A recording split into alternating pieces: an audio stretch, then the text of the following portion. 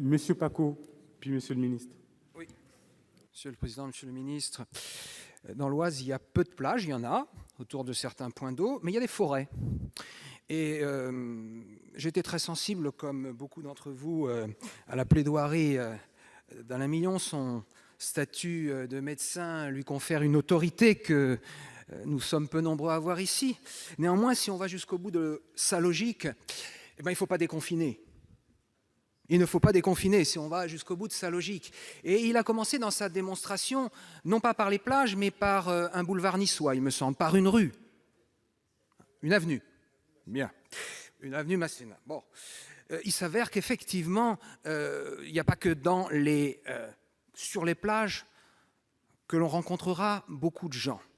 Une loi, pour être comprise par la population, il faut qu'elle soit simple, il faut qu'elle soit de bon sens. Et il faut aussi qu'elle prenne en compte aujourd'hui, dans cette problématique que l'on aborde, la proportionnalité des risques.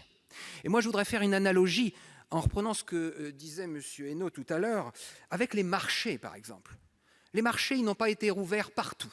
Ils n'ont pas été rouverts tout de suite. Ils ont été ouverts lorsque le maire et le préfet l'autorisaient.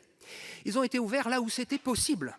Et il y a des plages, il y a des forêts où c'est tout à fait possible, où il n'y aura pas de problème, où on sait qu'il n'y aura pas foule. Et il y en a partout sur le territoire. Ladislas Poniatowski, tout à l'heure, avec beaucoup de bon sens, a dit que les gens ne comprenaient pas pourquoi on pouvait s'entasser dans un supermarché et ne pas aller dans une forêt où il y a une personne au kilomètre carré.